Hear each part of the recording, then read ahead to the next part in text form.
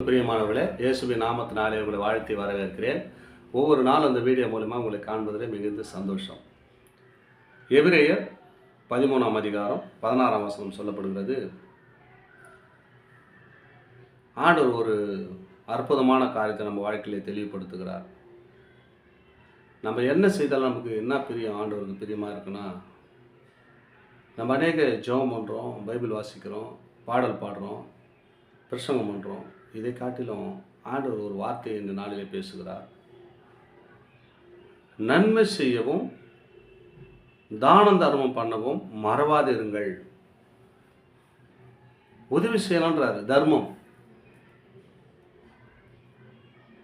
எல்லாத்துக்கும் காட்டிலும் அவர் சொல்றார். ஒரு வேத வசனம் அழகாக தெளிவுபடுத்துகிறார். நான் படுக்கையில் இருக்கும்போது என்னை பார்த்தீங்களா? நான் வஸ்திரம் இல்லாமல் போது எனக்கு வஸ்திரம் கொடுத்தீங்களா? நான் ஆகாரம் இல்லாமல் எனக்கு ஆகாரத்தை கொடுத்தீங்களா என்று கேட்கறது போல, நீ யாரை விசாரிக்க போகிறீங்க? தான தர்மம் பண்ணும்போது நீ அவருக்கே தர்மம் பண்ண மாதிரி, அவருக்கே நீ கடன் கொடுத்த மாதிரி ஆண்டவர் சொல்லுகிறார். அந்த நாளிலே நம்ம எப்படி இருக்க வேண்டும் என்று உங்களுக்கு கற்றுக் கொடுக்கிறார். நன்மை செய்யவும் தானம் தர்மம் பண்ணவும் மறவாதிருங்கள். இப்படிப்பட்ட பலிகள் மேல் தேவன் பிரியமாக இருக்கிறாராம். எல்லாத்தையும் விட்டுறா பாருங்க. எது மேலே பிரியமாக இருப்பார்? தர்மம் பண்ணுறவங்க மேலே பிரியமாக இருப்பாராம். உதவி செய்கிறீங்க, யாரெல்லாம் உதவி ஒரு கஷ்டப்படுறாங்க, அவங்களுக்கு உதவி செய்யணும், முன்னாடியே போய் யாரெல்லாம் செய்ய நினைக்கிறீங்க, அவங்களுக்கு கத்தாவே உங்கள் மேலே பிரியமாக ஆண்டவர் பாருங்க. ஒரு கஷ்டத்தில் யாராவது ஒரு கடை கேட்பாங்க, அவர் கொடுங்க, உதவி செய்யுங்க. உதவி செய்யும்போது தான் நீ கடவுளுக்கே கடன் கொடுத்தன்றார். அதுதான் அங்கே ஆண்டவர் தெளிவுபடுத்துகிறார். நன்மை செய்வோம் தானம் தர்மம் பண்ணவும் மறக்கக்கூடாதுன்றார். நீ மறந்துடாதப்பா, அது என்னுடைய பிள்ளைங்க, அவங்களுக்கு நீங்கள் தானம் தர்மம் பண்ணுங்க, நீ எனக்கே கடன் கொடுத்த மாதிரி என்று ஆண்டவர் சொல்கிறார். நீங்கள் கொடுங்க, தர்மம் பண்ணுங்க.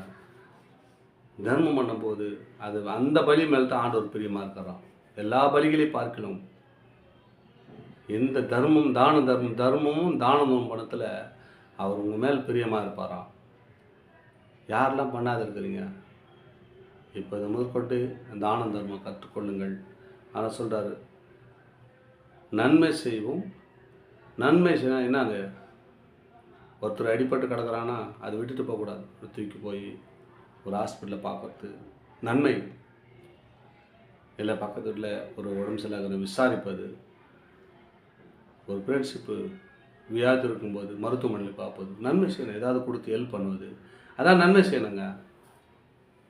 பக்கத்து வீட்டில் சாப்பாடு இல்லைன்னா நம்ம வீட்டில் நல்லா சாப்பிடுது, அப்படி இல்லைங்க. அவங்களுக்காக உதவி செய்யணும், அவங்களும் சாப்பிட்றதுக்கு உதவி பண்ணணும்.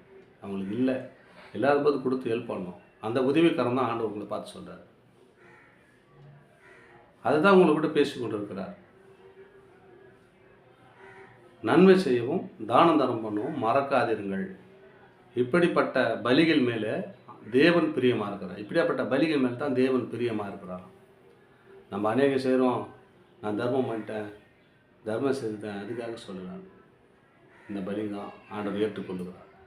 மேற்கொண்டு எல்லாத்துக்கும் கொடுத்து ஹெல்ப் பண்ணுங்க. அந்த உதவி அது ஆண்டவர் உங்கள் மேல் பிரியமாக இருந்து உங்களை ஆசீர்வதிக்க அவர் வல்லவராக இருக்கிறார். ஆமென். God plus.